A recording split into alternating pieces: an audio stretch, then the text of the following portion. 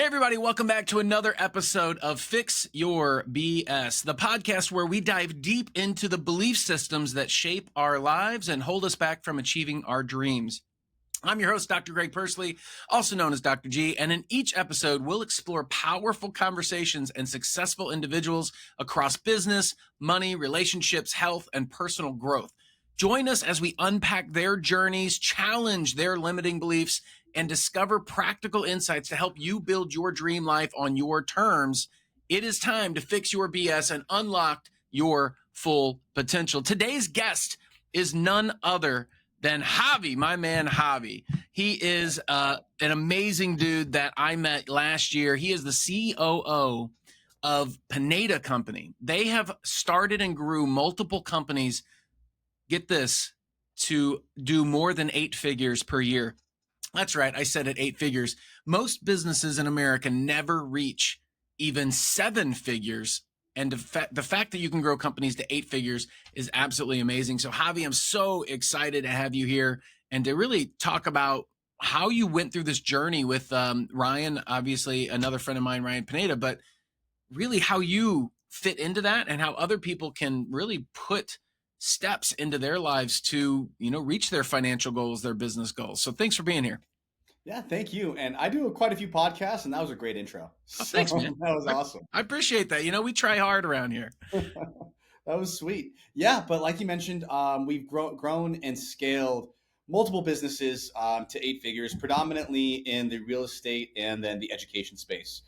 So some of our core brands, we have the one that started it all, Home Run Offer. So that's here based in Las Vegas. That's where our headquarters is. And we wholesale and we flip houses here. And then we also, this year, we went nationwide. So that's been our core business. It's been awesome for us. We're coming up on 10 years now in that real estate business. So we've seen the ups and definitely the downs more recently.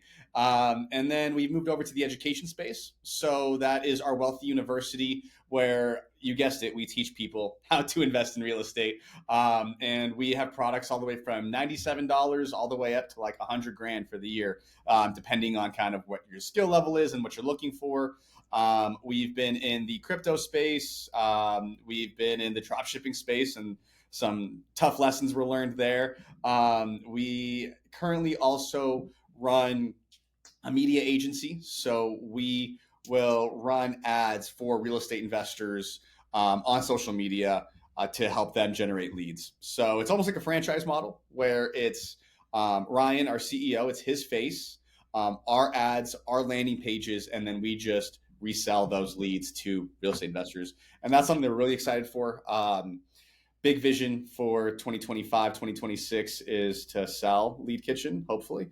And so that's kind of what we're prepping for, is to take that agency piece and sell it. So that's kind of the big picture of where we're at. We have a few other smaller brands as well, but those are kind of the core ones.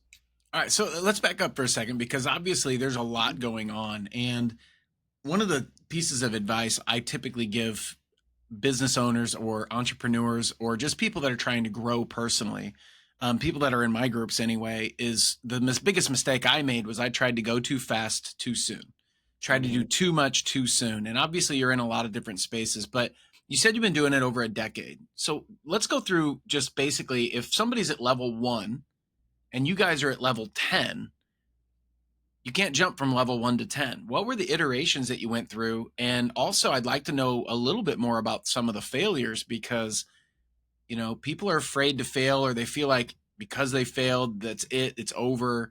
And how you guys kept going.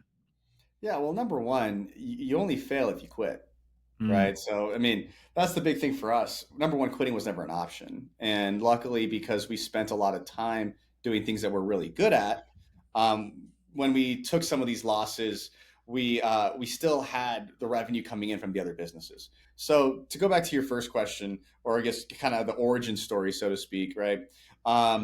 We were flipping and wholesaling. That was the only business for I want to say about 5-6 years of the time. Like, we were already doing multiple 7 figures a year just with real estate and Ryan, our CEO, was reluctant to actually get into the coaching space.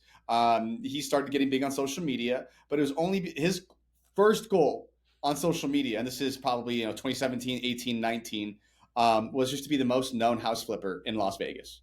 Like that was his only goal. Hey, if I start posting my deals, maybe I'll get some investors. Maybe I'll get just more people to know what I'm doing and just to help the real estate business. Coaching was never a thought, right? So I think the big piece of advice that I also give entrepreneurs that we coach is stop chasing the shiny object. Get really, really good at one business first, one core skill set, and then you can move on into other things. And then, of course, the things that you learn from that first business are what are going to help you grow and scale the next one, right? Because we have this experience in the real estate space. Then we had all the experience in education, running ads, digital marketing, all these skills. Then we were able to move into the agency space because we'd already been doing it so much more in the other businesses and learning best practices, et cetera, right? So I guess that's the big piece of advice is get really good at one thing first. And this can be also, for me, I'm technically a W-2. I consider myself like an intrapreneur, right?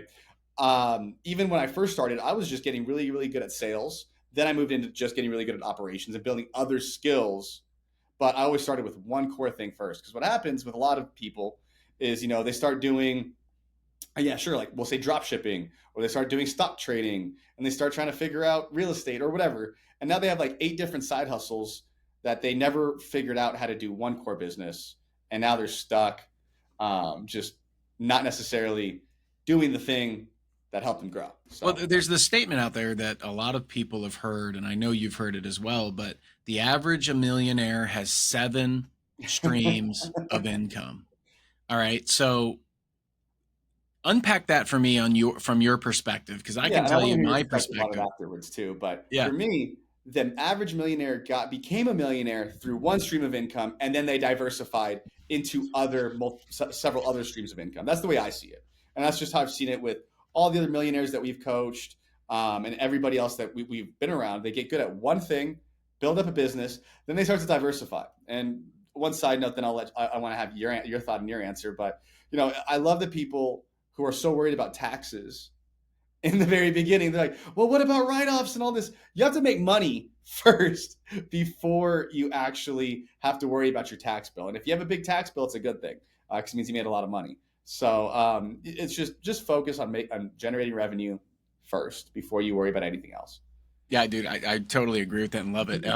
I remember I had the shiny object syndrome issue for a long time where I was like, well, I'm going to write this book and then I'm going to, do this on stages and I'm going to, run this company and I'm going to, there's all this stuff. And I remember one day my wife and I took a walk and, she's so supportive of me, bless her heart that she has hung in there with me all these years, but she's so supportive of me and everything, but literally it came down to the point. She's like, look, you're wanting to do this new thing. You've already got this one thing. The one thing's not ready yet for you to do this new thing. You got to pick one. Which one's it going to be? I don't care which one it is. Which one is it going to be? And that was a moment of clarity for me from what you just said. You pick a thing until you can step away from it and it still generates revenue, or pick that thing that is generating so much revenue that you can take that revenue and then invest into the second thing without affecting the first thing. And if you look at all the wealthy individuals, I've met a lot of them, they all do that exact same thing. They get extremely good at one thing before they move into the next revenue streams. I think it's a very common conception that people have, like, I got to do all of it at once. Getting in too much of a hurry and trying to do it all at once is not going to work. So I can make a list of people that said that exact thing that you just said as well. So absolutely, really smart. I think that's huge. And the next question that most people typically ask, like, well, how do I pick the thing, right? Or like, how do I actually, evaluate? Because we have a lot of opportunities that come our way, and so when we look at something, it's number one, time, money, resources. Like, how much time are we going to have to invest into this thing in order for it to grow? How much money would we have to dedicate in order for it to grow and scale? And then what type of resources is going to require? And that's people, softwares, skills. And so that's the lens that we look at all of our business opportunities through these days. And some of the failures happened because we got shiny object syndrome too. We were at the time being approached by people like, hey, like we know drop shipping. You should partner with us. Use your marketing, use your brand, and there's a bunch of lessons that we could have learned from just that experience alone in terms of, hey, like, how do you pick your partners? How well do you vet people? Mm. And also, how do you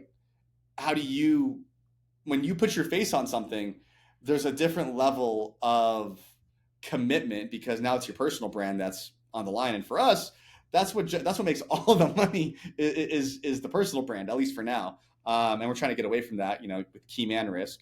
So there's a lesson there. And then same thing, when we did a crypto project and it was successful and we did a lot more than a lot of others and we rode the wave.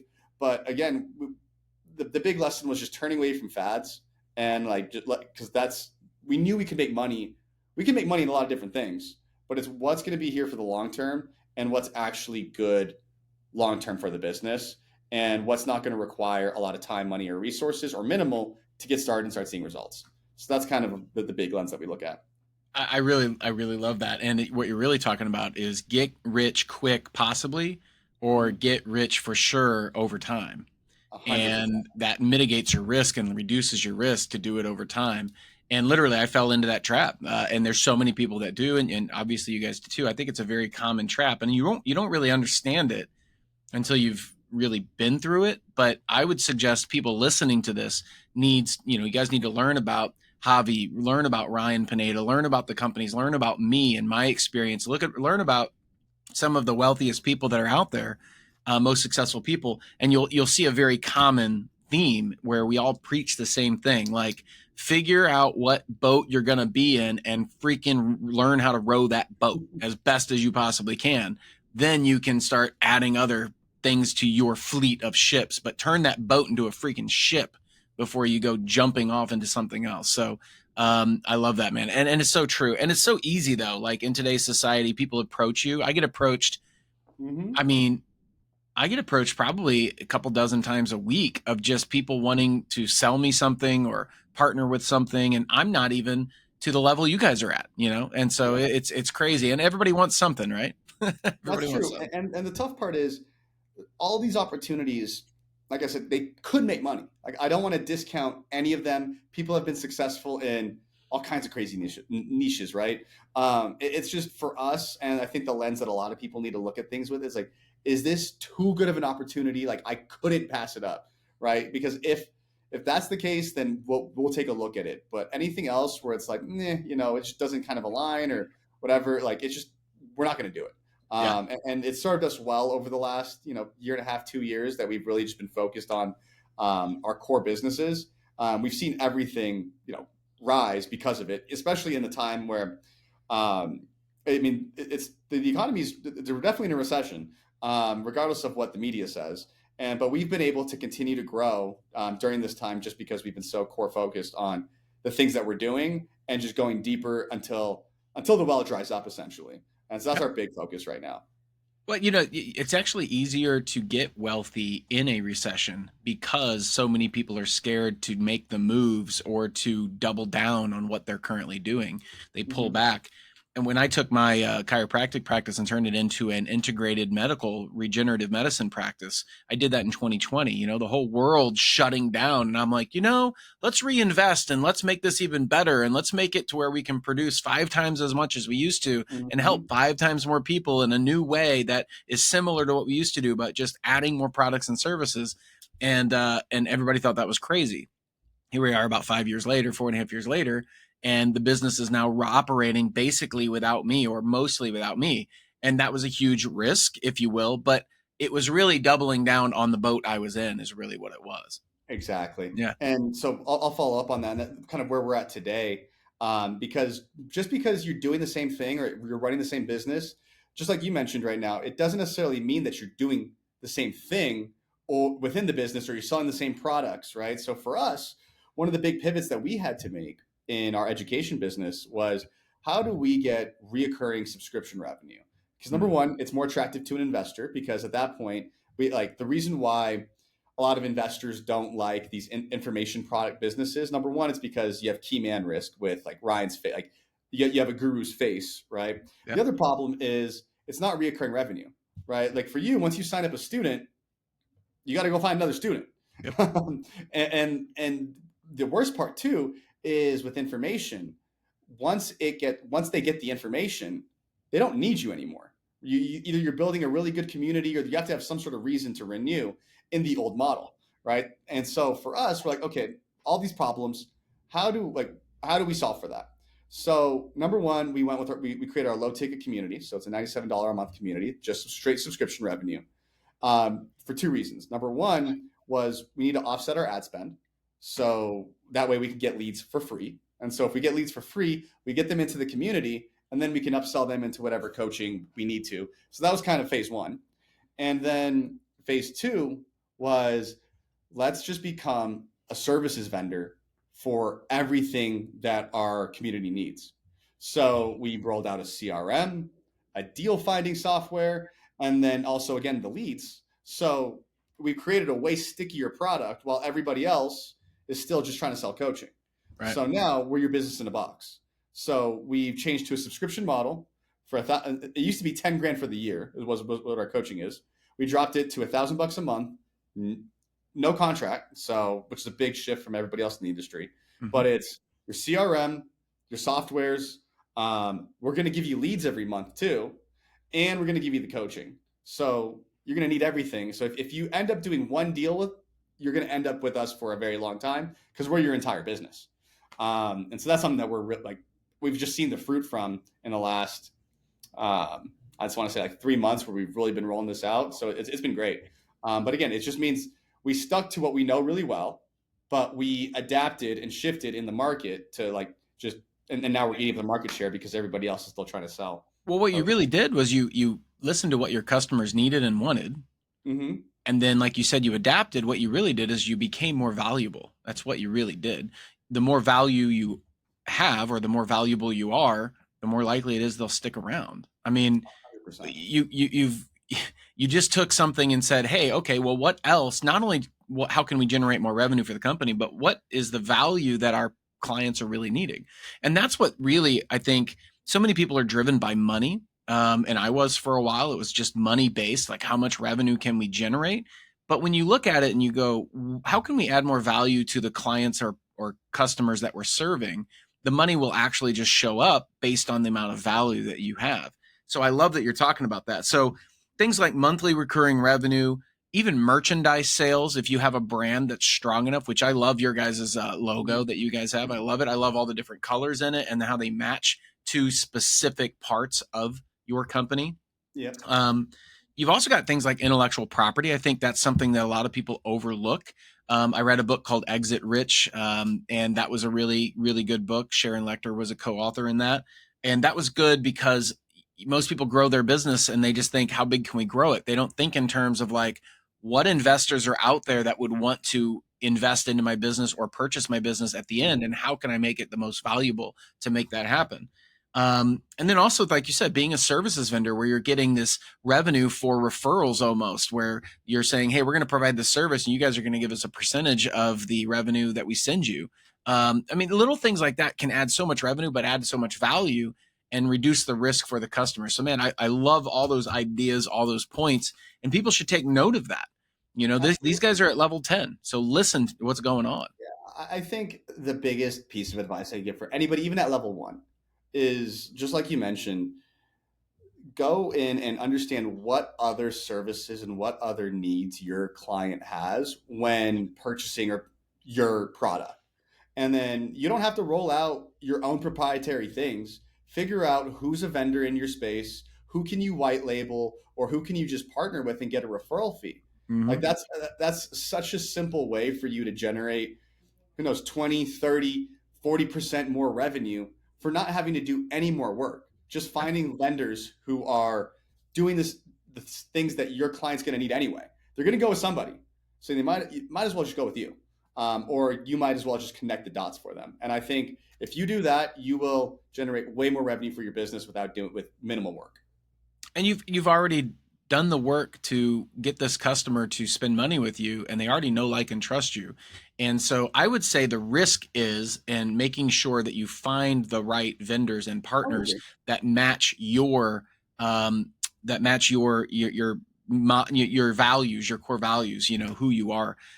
There was a lesson I learned from a guy. I asked him if he would do something with this other guy, and he said, well, let me vet them first. Let me figure out if they match what my customer needs. And I was like, that's so simple, but it takes a little bit of time, and it will, pay off dividends or save you a lot of money or time by doing getting the right people in the right places. So great. For sure. Yeah. I would agree. And yeah, because the hardest part in all of business, in my opinion, is just lead generation, client acquisition, right? So like if you've already done all this work, you're going to be providing value to your the partner vendor as well. So like it's a no brainer for everybody, assuming that, like you said, they do match your core values and you know that they're going to do good work for your clients. So obviously, I think that's huge. So I love that.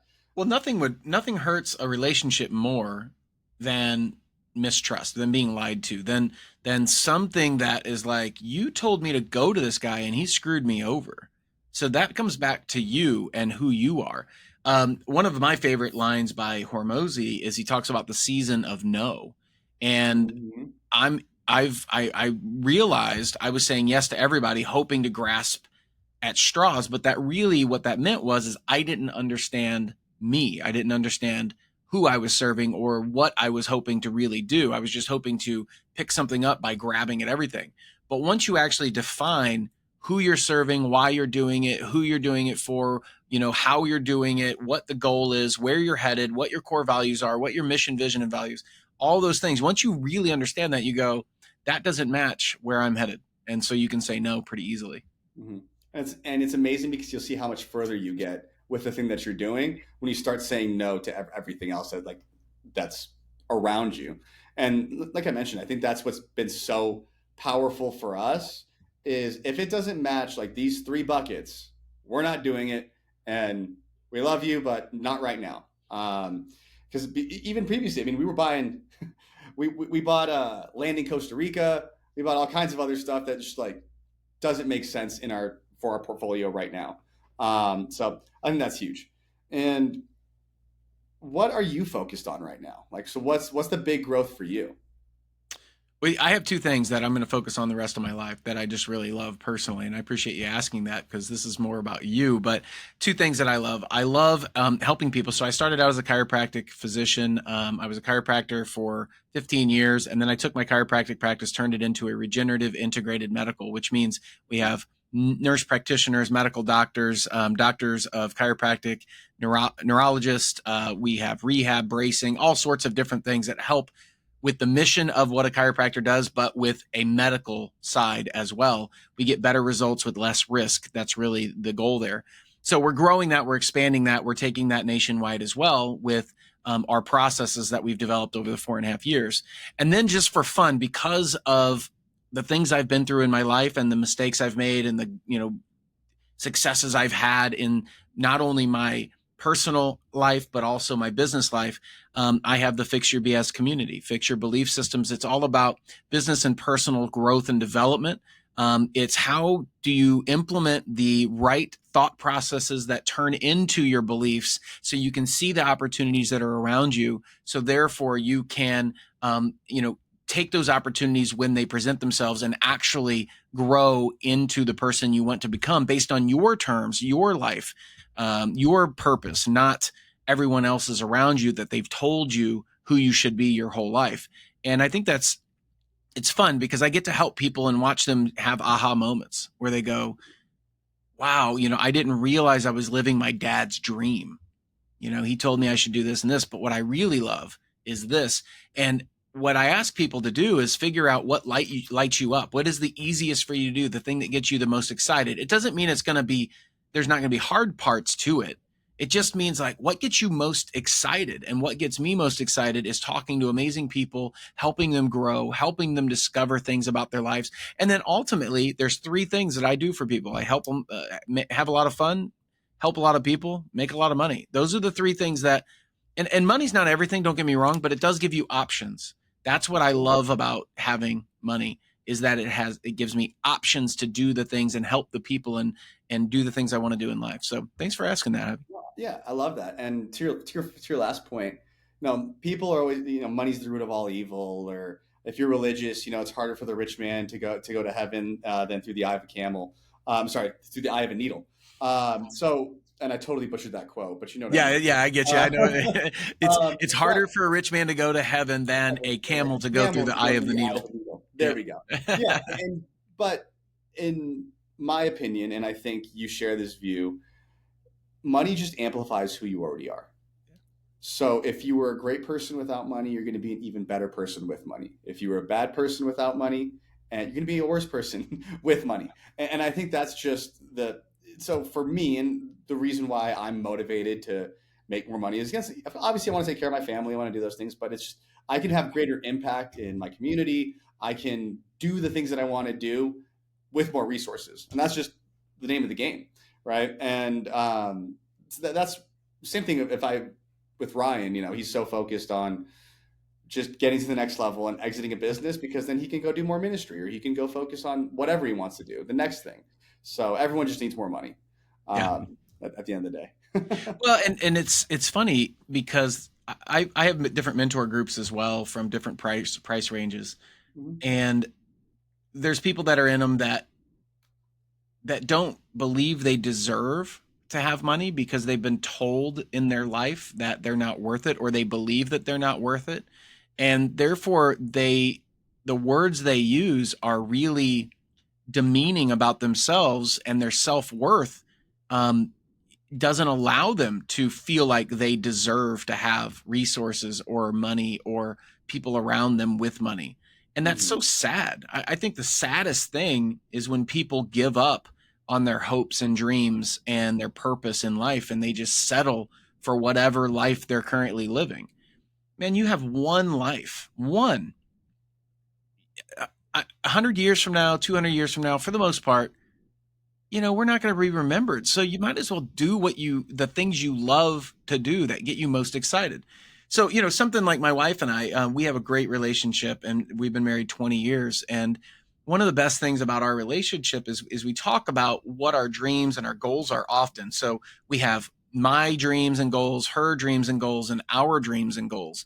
And our dreams and goals kind of like encompass both of ours. So like right now, we could go buy a much bigger, better house, but our goal was always to pay our house off so we could utilize the money that we would use for paying our house for travel, like to go and travel the countries or travel United States and then travel the world, really. And so that was one of our things. And we've been told by so many, oh, you should leverage your house and use that to invest. And yeah, maybe we could, but it goes against our dream. And so you can tell me all day you should do something, but if it goes against my wife and I's dream, we're not going to do it. And so I tell people that a lot is, number one, you're worth way more than you think you're worth. And money is not the root of all evil. If you believe that, it's incorrect. In fact, there's a lot of really wealthy people in the Bible, and there's a lot of really wealthy, great people. It gives you more resources to do more good. In fact, if you're at a charity event, who gives the most money? Exactly. The wealthy person, like the person Yep. that has the resources. So anyway. Yeah, I think that's huge. And that's how, to go back to the Bible, that's how the entire ministry got started. Rich people sold their houses, sold their resources, and then donated to the early church. So that way, everyone could go do their ministry. And so I think regardless of what your desires are, like you said, it does require resources, period. And I love what you mentioned about you and your wife, because it's the same, like you, the number one, most couples don't even have those conversations, Right. which I think is terrible. You picked one person to spend the rest of your life with. You better figure out how to get on the same page, or how to figure out get on the same goals, because if you're going this way and she's going that way, we're gonna have some problems. Well, I honestly think that's why most marriages in America, over 50% now, end in divorce, is Mm-hmm. because people go their own ways and they become very selfish in what they want. And I always say that in order to have the best marriage, all you have to do is help the other person become the best person that they can be on their terms of who they want to be. Like lift them up, build them up. Don't try to change them who you want them to be. Love them unconditionally, meaning like, dude, I just want you to be the happiest, healthiest, most excited person about what you're excited about in life.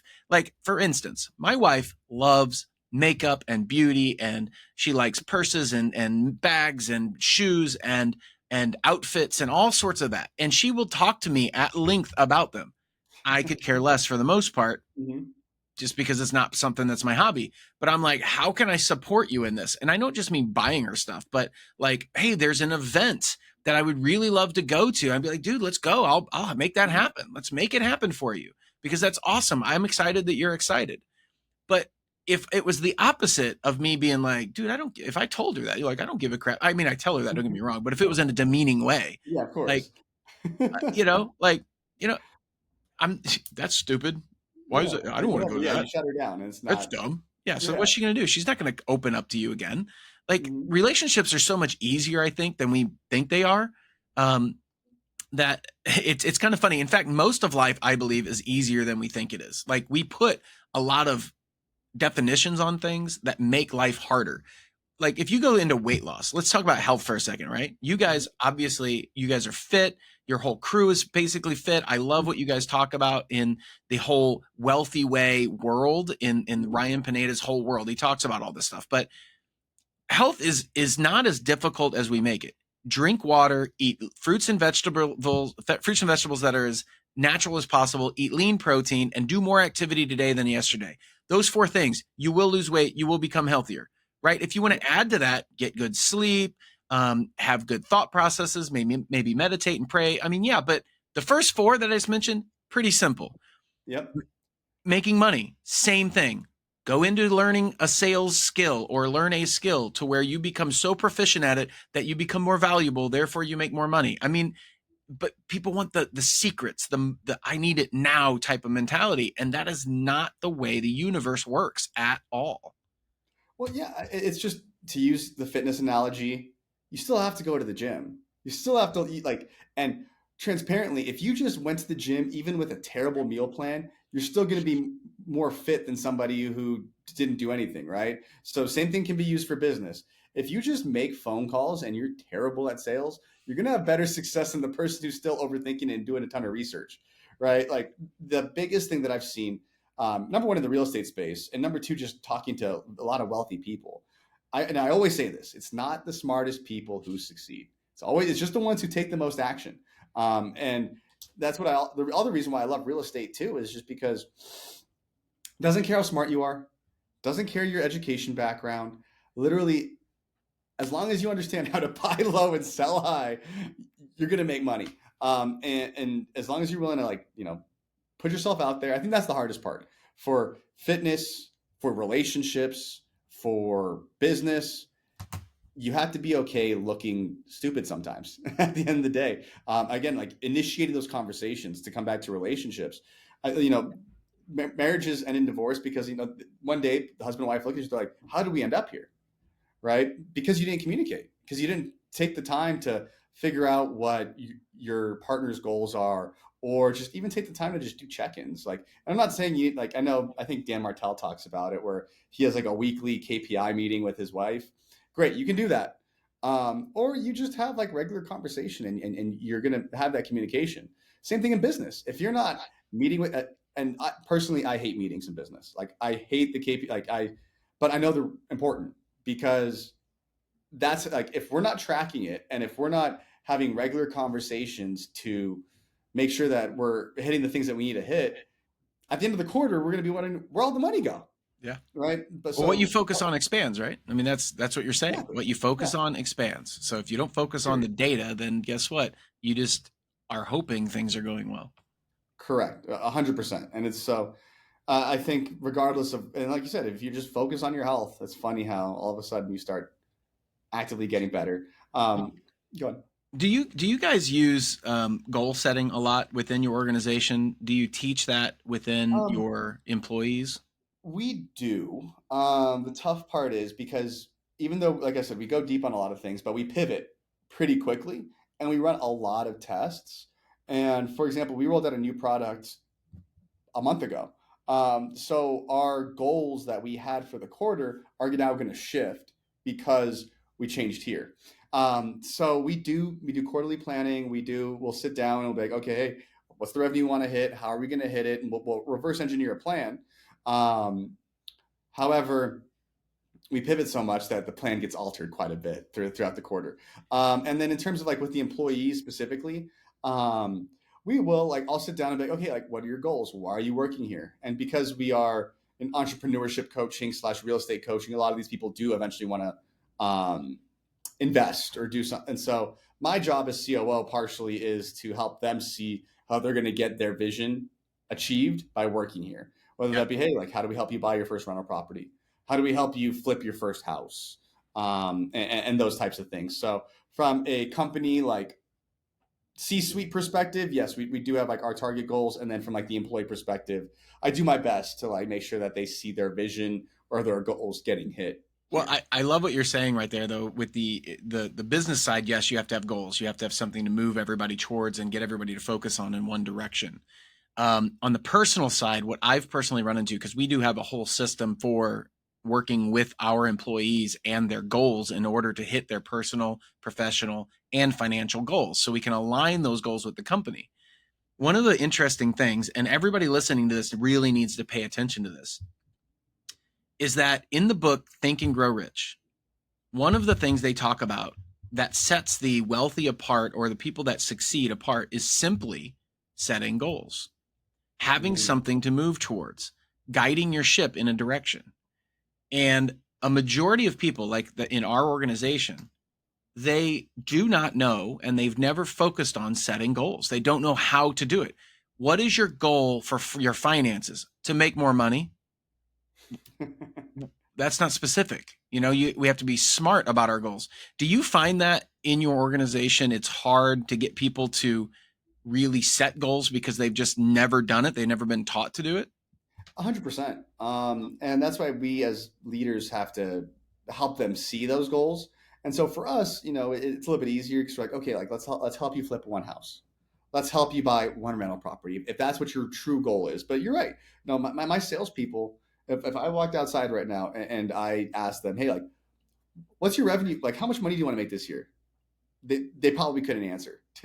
Even though, yes, we have sat down, we've done these things. Like they're like, oh, I want to make $250,000. I'm like, but how? And What also, how did and you land on why? that number? Yeah, Yeah, exactly. where'd you come up with $250,000? Like, yeah. It's like, oh, it sounds good. I'm like, all right. My uncle Um, told me one time he made $250,000 and I liked his lifestyle, so I figured yeah, that was a good exactly. number. So yeah, you're right. And I think one thing that would be so beneficial is, and this is something that I've done because I was similar, even though like, I was making good money, but I didn't have a clear cut like financial goal, and also I just didn't take the time to look at my personal life and be like, okay, this is how much I'm spending, this is how much I'm doing, like, and this is how much I really need to make in order for me to live a comfortable lifestyle the way I want to live it, right? So I think that's super important from a personal perspective. Just one thing that we do every year, and that we do our best to do for our employees too. But Ryan, myself, and some of the other leaders in the company, we do like our vivid vision, right? So we'll do the 5 year, the 3 year, like what does my life look like? What does my business look like? What do my relationships look like? And then slowly try to boil that down to the 1 year, and then the quarter. Like what are the action steps that I actually need to do in order to hit that? Yeah, and that's so smart. And most people never take the time to really do that. And so Yeah. everybody listening to this, take a moment. Like this is the way I look at it. We experience life, and in that experience, we realize the things we like and the things we don't like. And so you start to design your life that you want based on the things that you have experienced that you don't like, and you flip the slip and you go, well, I don't like this, so I know I would like that type deal. And so it's interesting because if you actually write down, and a buddy of mine taught me really how to do this. It's really simple, but it's not something you think about until somebody says, hey, do this. But you reverse engineer it. You say, if you wrote down your dream life, like what would that look like? Then you backtrack, you reverse engineer it from the end, like if I had everything I wanted right now and I had a butler and I was a member of NetJets, or if I had a jet or whatever, I was driving a McLaren, blah, blah, blah. If I had that life, what would that life cost me? And you start to write down what it would be. And what's crazy is that you're not as far off as you might think. My wife and I wrote down that exact process of everything we would want. And it's $22,400 a month that I want to get to passive income. We can have literally our ridiculous dream life in that $22,400 a month. That's so more reachable than I thought it was going to be when we started the process. I'm like, oh, dude, we're going to need like $20 million. And it was like, actually, no, you don't need that. You need $22,400 a month. If I can get that passively or as passive as possible through investments, then guess what? I never have to work a day in my life again. If you, whatever, you know what I mean? You have to constantly kind of look at your investments, but you'll never have to go to work. Kind of work, right? Yeah, right. You get to work instead of have to. Yeah, you get to work, and then the type of work that you're doing is just different at that level too. Because once you build the business, and it's cash flowing, it's you get to work on, like, one of my favorite things that I heard about, a CEO, right, is if you put the right people in place, you're just solving the problems that no one else can solve, right? And so as long as, which I think is very fun, right, because you get to put your own spin on it. There's a lot of responsibility in that, of course, as well, but if you put the right people in place, they're going to solve 95% of the problems, and then you get to solve the one complex one that's fun and actually is strategic and moves the business forward. And it allows you too to like come back with fresh ideas, because when you're just in the business every day doing the day-to-day, and honestly, that's why Ryan has me in place to do the day-to-day stuff, so he can go think about the big picture stuff and then come back with an idea, and then we'll iterate and work it out. But you don't get to do that if you're just in the business every single day. So I think that's extremely important too. But yeah, like you said, I don't think you're never done. If you're a business owner, you're never fully out of the business. No. And I don't think most people want to. You got to have something, some sort of building that you're doing. Well, especially if you built it and it's your baby, right? I mean, you built it with a vision. In fact, this is what I say, and tell me if you agree with this, but I always say the CEO of the business as a visionary. Okay, so visionary versus integrator. Mm-hmm. Integrator is integrating the pieces of the business that need to be put into place to make it run, actually make it profitable. And then the visionary side is the visionary of like, where's the business headed, and what is the market doing, and what's the next thing that needs to be focused on, or whatever. But I always say that the CEO has three jobs. Number one, they need to cast the vision. Let people know where they're going. Like, what's the end result that we're after? Where's it headed? Second thing is to be able to put the business in a position where you are able to attract high talent to achieve that vision. And number three is just to figure out what resources are needed by those people in order to achieve the vision. That's what I always tell my staff. Like, you guys don't need me. These are the three things I'm doing. And so if there's something that needs to be added to the business, we need to find a person that can fix that problem and add them to the actual company. 100%. And if the visionary just does those three key things, business is going to do well. The problem that I see sometimes with businesses is the visionary then jumps back into the business and then starts messing with processes that they don't necessarily need to be fixed, right? Because the visionary, like they're problem solvers, they want to just improve, when in reality, like, that's the reason why if you hire good people, and that's why it always starts with hiring great people, and then giving them the framework, giving them the tools, giving them the rules of the game, but then you get out of the way and you just let them do their thing. And that's why for us, the biggest thing that we focus on is just talent. How do we attract top tier talent, so that way Ryan can go play golf on Friday. That's our goal. I think that's how you guys have grown so fast too, mm-hmm. is that you have a lot of faith in that talent and you get out of their way. Yeah. There's not a lot of micromanaging. You're eliminating the resistance. And I've observed your operation. I was there for a couple of days, and in Ryan and I playing golf, we had great conversations about, how to grow the business quickly and efficiently with maintaining the mission. And I'm really impressed with, you guys and your operation, obviously, which is why I invested so much time and energy coming out to your events and hanging out with you guys for a while. Yeah, I love that. And I mean, it's always been great having you there. And the thing with that too is most people get scared of a big salary. They're like, shoot, they want $250,000. They want whatever it is. When in reality, the way we look at salaries is you're committing to 3 months at most. The higher the salary, the shorter the leash I have on that person. But at most, you're committing to a quarter of their salary. So if you can, break it down, and you can commit to at least that chunk, you're going to be in good shape, because at the end of that quarter, they should at least be, 3 to 5xing whatever Mm-hmm. you're paying them, whether that be in gain productivity for you or in just them being able to generate more revenue for the company. So I think if entrepreneurs just can wrap their head around that and understand, hey, if you paid them for the entire year, that means your business should be doing way better than it did previously, and you can afford it. Yep. Obviously, don't go into debt hiring somebody, but But just make you're sure that exactly right, though. It's an investment. You're investing into the person and saying, hey, look, you should be able to produce something for this company that is tangible, that will improve the end result, the top line revenue in some way, shape, or form, or you'll free up time for somebody that can improve the top line revenue, one of the two. And you mentioned exactly. Dan Martell. He's a friend of mine, and as well, Buy Back Your Time is one of my favorite books. I bought that about a year and a half ago. And I realized I was doing a lot of tasks that were not producing revenue for the company, and I could be putting my time into doing things that produced a lot more revenue.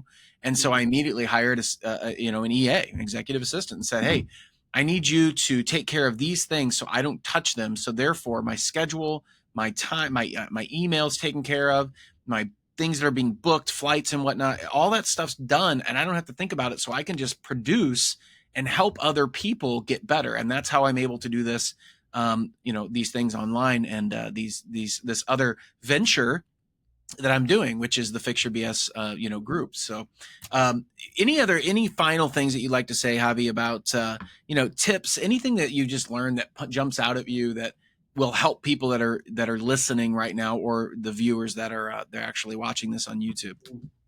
Well, a thought that I just had as you were mentioning getting an EA and all that.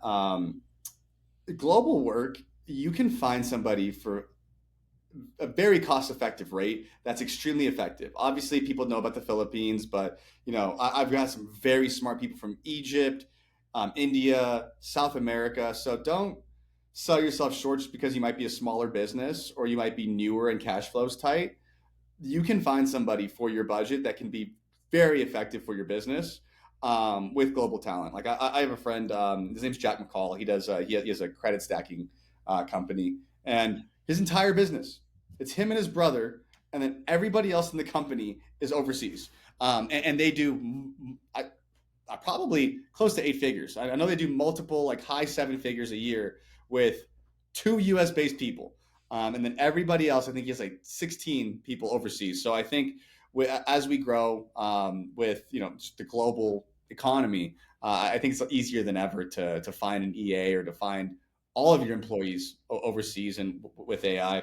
And yeah, I think in closing, as a visionary, and the reason why I love working with Ryan is like he's casted a vision large enough to the point where I can see my vision being achieved. And I think that's how you attract high level talent, is through being able to effectively communicate your vision and then how your employees' goals and dreams will be achieved within that vision.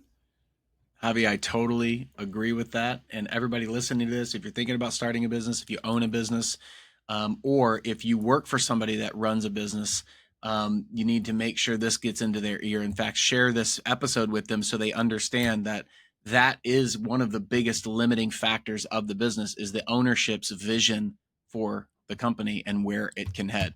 Javi, I really appreciate you. Thank you for being here. Everybody, pay attention. All the links are in the description. You can look at all Javi's links, all of Ryan Pineda's links, their business. He's the CEO or COO of Pineda Company, and really Pineda Companies, because you guys have multiple. They have grown their businesses to over 8 figures. That's remarkable because most companies never will get to 7 figures. So congratulations to you, Javi. Thanks for being here. And thank you for tuning in, everybody. Thanks for tuning into this episode of Fix Your BS. I hope you've gained some valuable insights and inspiration to challenge your own belief systems. If you're ready to take the next step and join the Fix Your BS community dedicated to your personal transformation, check out my coaching group by clicking the link in the description. That's where we will work together to turn your dreams into reality. Remember, the only thing standing between you and your goals is your beliefs and your actions. So let's fix them. Until next time, keep believing in yourself. I'm Dr. G, signing off. Peace.